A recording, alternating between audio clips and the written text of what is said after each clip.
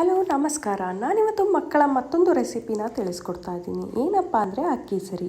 ಇದನ್ನು ಹೇಗೆ ಮಾಡೋದು ನೋಡೋಣ ಬನ್ನಿ.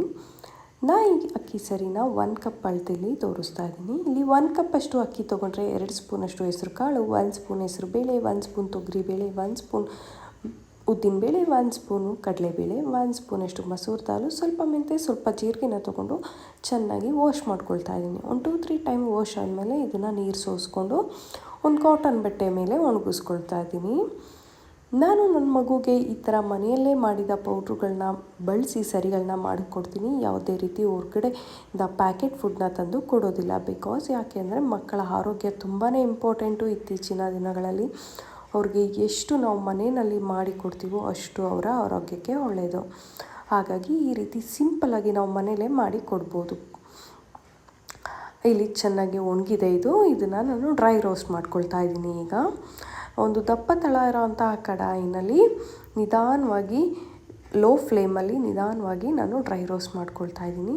ಈ ಥರ ಮಾಡೋದ್ರಿಂದ ಪ್ರತಿಯೊಂದು ಚೆನ್ನಾಗಿ ರೋಸ್ಟ್ ಆಗುತ್ತೆ. ಇದರಿಂದ ಮಕ್ಕಳಿಗೆ ಹೊಟ್ಟೆ ನೋವು ಏನು ಬರೋದಿಲ್ಲ. ಸೊ ಇದು ಡ್ರೈ ರೋಸ್ಟ್ ಆದಮೇಲೆ ಇದಕ್ಕೆ ಸ್ವಲ್ಪ ನಾನು ಜಾಯಿಕಾಯಿ ಬಜೆ ಕೂಡ ಸೇರಿಸ್ಕೊಳ್ತಾ ಇದ್ದೀನಿ. ಇದನ್ನು ಸೇರಿಸೋದ್ರಿಂದ ಒಂದು ಒಳ್ಳೆ ಫ್ಲೇವರು, ಹಾಗೆ ಡೈಜೆಷನ್ಗೆ ಇದು ತುಂಬಾ ಹೆಲ್ಪ್ ಆಗುತ್ತೆ. ಇದನ್ನು ಸ್ವಲ್ಪ ಇರೋದ್ರಿಂದ ಮನೆಯಲ್ಲೇ ಮಿಕ್ಸಿ ಮಾಡ್ಕೊಂಡಿದ್ದೀನಿ. ಮಿಕ್ಸಿ ಮಾಡಿಕೊಂಡು ಇದನ್ನು ಜರಡಿ ಕೂಡ ಮಾಡ್ಕೊಳ್ತಾ ಇದ್ದೀನಿ. ನೀವು ಚಿಕ್ಕ ಮಕ್ಕಳಾದರೆ ತೆಯ್ಕೋಬೇಕಾಗುತ್ತೆ ಒಂದು ಬಟ್ಟೆನಲ್ಲಿ. ಸ್ವಲ್ಪ ನನ್ನ ಮಗ ದೊಡ್ಡವನಿರೋದ್ರಿಂದ ನಾನು ಜರಡಿ ಮಾಡ್ಕೊಂಡಿದ್ದೀನಿ. ಇದನ್ನು ಈಗ 2 ಸ್ಪೂನಷ್ಟು ಅಕ್ಕಿ ಸರಿನ ತೊಗೊಂಡು ಅದನ್ನು ನೀರಲ್ಲಿ ಮಿಕ್ಸ್ ಮಾಡ್ಕೊಳ್ತಾ ಇದ್ದೀನಿ. ಇದಕ್ಕೆ 1/2 ಸ್ಪೂನಷ್ಟು ಡ್ರೈ ಫ್ರೂಟ್ಸ್ ಪೌಡರ್ ಕೂಡ ಮಿಕ್ಸ್ ಮಾಡ್ತಾ ಇದ್ದೀನಿ. ಈ ಡ್ರೈ ಫ್ರೂಟ್ಸ್ ಪೌಡರ್ ಹೇಗೆ ಮಾಡೋದು ಅಂತ ನನ್ನ ಪ್ರೀವಿಯಸ್ ವೀಡಿಯೋನಲ್ಲಿ ತೋರಿಸಿದ್ದೀನಿ. ಹೋಗಿ ಚೆಕ್ ಮಾಡಿದ್ರೆ ನಿಮಗೆ ಹೇಗೆ ಮಾಡೋದು ಅಂತ ಸಿಗುತ್ತೆ. ಈ ಥರ ನಾವು ಸಪ್ರೇಟಾಗಿ ಡ್ರೈ ಫ್ರೂಟ್ಸ್ ಪೌಡರ್ನ ಮಾಡಿಟ್ಕೊಂಡು ಅದಕ್ಕೆ ಕೊಡೋದ್ರಿಂದ ಇದು ಕೂಡ ಒಂದು ಇಮ್ಯುನಿಟಿ ಪವರ್ನ ಇಂಪ್ರೂವ್ ಮಾಡುತ್ತೆ ಮಕ್ಕಳಿಗೆ.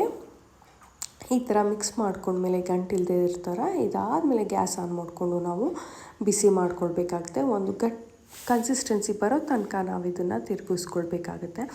ನಾನಿಲ್ಲಿ ತುಂಬ ತೆಳ್ಳಗೆ ಅಥವಾ ತುಂಬ ಗಟ್ಟಿಗೂ ಕೂಡ ಮಾಡ್ಕೊಳ್ಳಲ್ಲ. ಒಂದು ಮೀಡಿಯಮ್ ಕನ್ಸಿಸ್ಟೆನ್ಸಿಲಿ ಮಾಡಿಕೊಂಡು ಫೀಡ್ ಮಾಡ್ತೀನಿ ಅವನಿಗೆ ತಿನ್ನಲಿಕ್ಕೆ. ಇದು ಈಸಿ ಆಗುತ್ತೆ.